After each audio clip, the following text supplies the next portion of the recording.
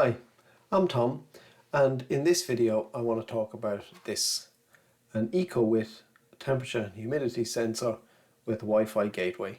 Over the past week or two I've been taking advantage of the very cold weather we're having to run some tests with my heat meter to see if I can't get an idea of the steady state heat loss of my house. But one of the things that I was concerned about after running the first of those tests was the accuracy of my outdoor temperature sensor. I'm using, to log the outside temperature, one of these. It's an Aqara Zigbee sort of temperature, pressure, humidity sensor. And I have that installed on the wall of my garage in a little Stevenson's shield that I picked up from eBay. Been fine, I mean it's logging away, but I've never been convinced that it was accurate. When I would check the weather on my phone or the BBC or whatever, it never seemed to tally with what the Aqara sensor was reading. Now these Aqara sensors, sort of to me, are kind of indoor. And whilst they're rated to go down to, or to read temperatures of -20, I've never really convinced that it was a suitable unit for outside, but because I'd ordered a box of them, I just happened to have one, and sticking it outside, I might as well make use of it. But when I ran my when I ran my first overnight test, the Aqara sensor, it just didn't tally with the temperature at Solihull Airport. It was about almost 2 degrees out. So I started looking to see if I could find a better outdoor sensor, or an alternative sensor to use. It needed to be something that would work with Home Assistant, because I like everything in Home Assistant.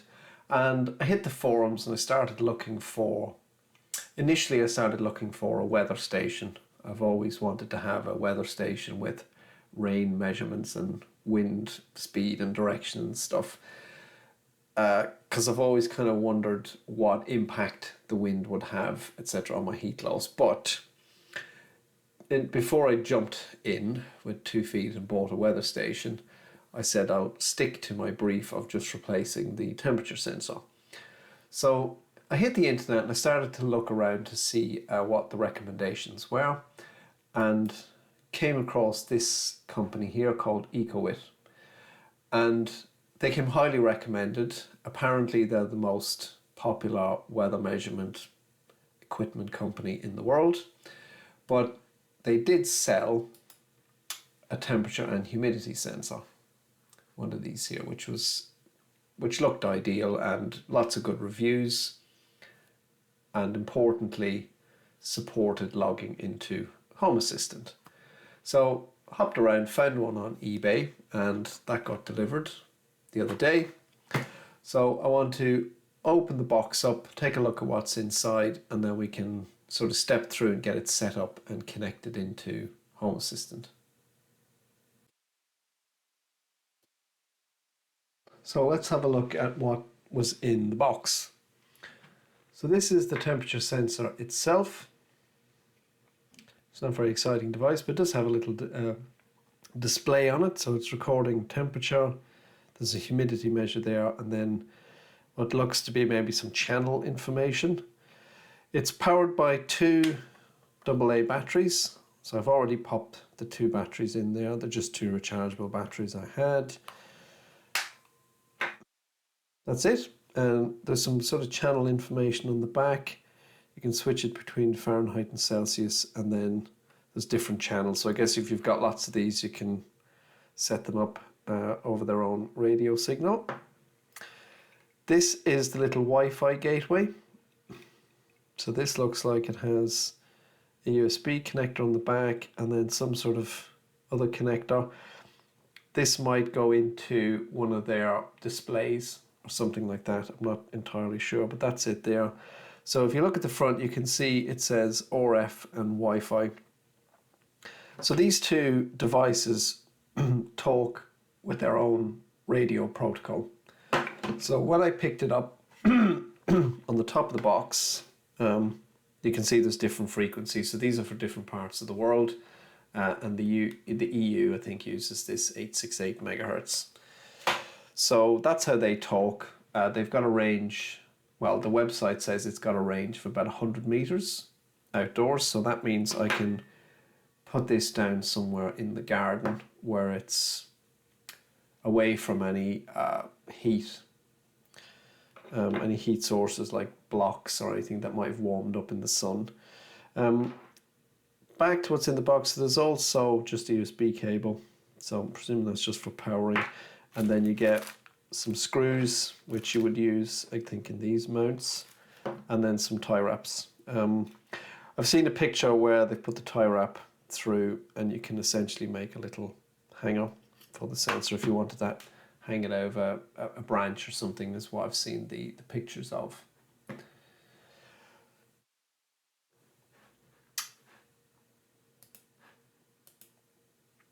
So that kind of covers what's in the box. And what I want to go through now is trying to get this thing added to Home Assistant. So what I've done is I've plugged the gateway into USB, and you can see on the front the little Wi-Fi light is blinking. So I need to connect to the Wi-Fi and basically connect to the Wi-Fi network that this is broadcasting, and then add in my own Wi-Fi credentials. So I'm going to try and use Air Server to do this, so hopefully this will come out okay. So I'm going to switch over here, and you can see I'm on my iPhone, and I'll go into the settings, go to Wi-Fi, and there should be something like a GW, yeah, so you can see that GW1100A. So I'll click on this, and it should just connect. There's no credentials needed.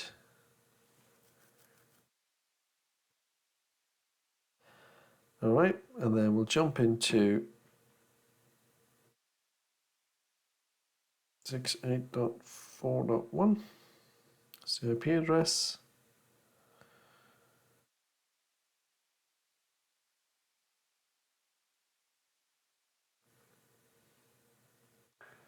And my Air Server appears to have stopped, because of course it has stopped. It's not on the Wi-Fi network anymore. Let me add the credentials, and then I'll pick it up from there. All right, so I've successfully connected it to the Wi-Fi. The reason the Air Server dropped out was because I connected my iPhone to the local Wi-Fi network of the little gateway, so it couldn't keep streaming. Not sure why I didn't think that was going to happen, but anyway, lesson learned. So it's been added in now, and I can reach it at its own IP address. It doesn't have a password, so I can just log in, and amazingly, it's kind of picking up data. Maybe it has its own sensor, which is interesting.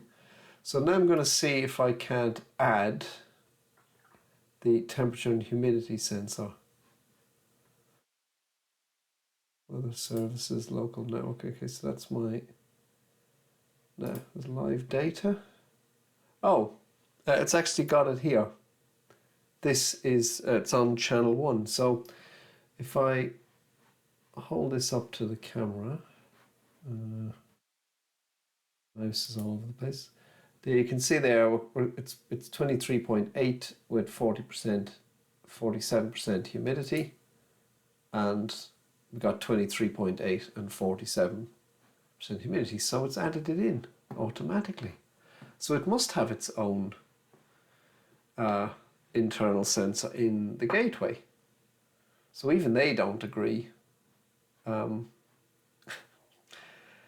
These temperature sensors annoy me because they never seem to agree. Anyway, next step, Home Assistant. Home Assistant has an Ecowitt integration. So we're going to hop over to My Home Assistant setup. We'll go to Devices and Services and we'll add integration and we'll search for Ecowitt, and here we go. So it says, are you sure you want to set it up? I click yes. And now it's saying we need to enter. Okay, so we need to send some data to a webhook, which is that. Okay, so it's saying to go into menu, others, DIY, upload server. Okay, so the IP address here isn't correct. That's the Docker IP address. You'll see that I'm on 192.168.1.10 up here. And that's the Docker container. So we will swap that out. So it's saying we need to go to pick your station and do menu, others, DIY. Right. So here we go. Pick your station, sensors, other. I do not see any of that.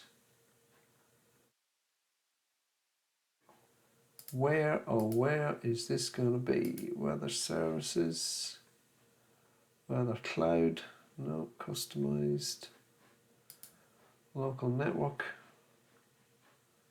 nothing there, device. Okay, so there is a little firmware update, but I am not seeing anything to do with others. What if I click edit? No. There's rain, there's calibration. No. Okay, so this time there's a firmware update. I'm not worried about that. I do not see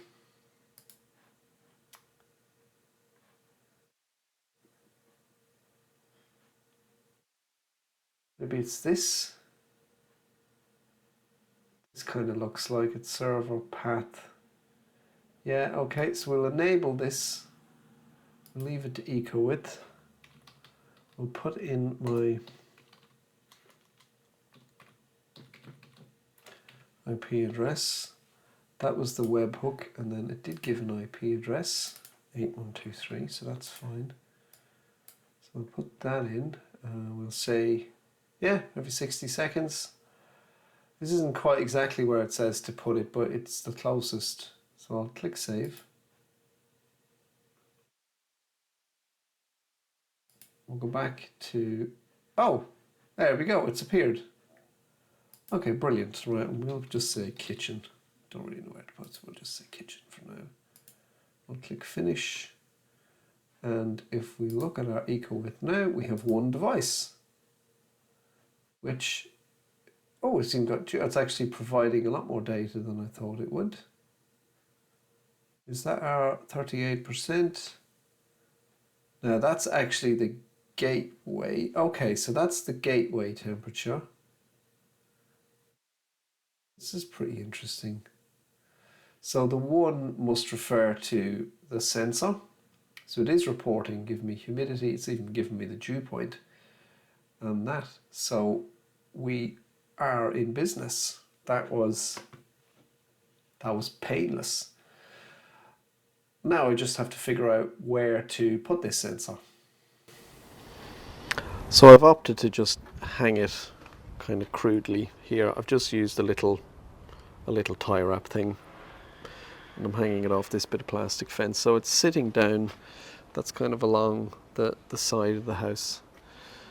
And I'll leave it there. We'll see if it's picked up inside, but if I put the little gateway in the kitchen, which is behind me here, it should have no problem being picked up. And that's away now from anything, I think, that can kind of store any heat. You can see the sun is there, but the corner of the extension is there, so it shouldn't actually ever fall on the device. But we'll leave it there for a week or two and we'll see how it performs. The next day. So we've had a really cold night last night. The temperature dropped to -3, which is the coldest I think it's been, and my kind of hunch was confirmed. The Ecowitt was reporting just a little below -3, I think it was -3.2. And when I was checking the Aqara sensor, it was only at -0.2. So that was a whole 3 degrees out.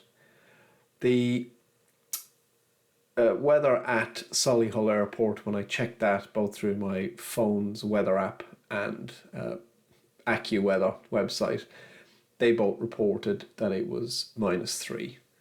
So I'm pleased now. That means I've got, I think, a better record of what the outside temperature is. I'm still curious as to why the Aqara is kind of so far out, but I think it might be, there might be some element of heat coming from the kind of garage bathroom, because it's attached to the wall there. And it is also beside the flue from the boiler.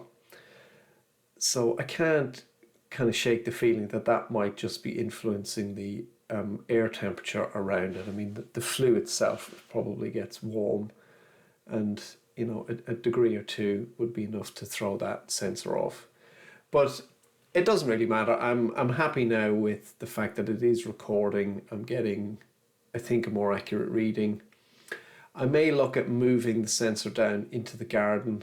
We've got a big oak tree in our garden, affectionately called Treebeard, and I might hang it from one of the branches on the kind of the shaded side, so it never gets the sun, so it's up a bit higher. But I'll leave it kind of where it is for now. And once I know it's matching the kind of airport temperature, that to me now means it's close enough.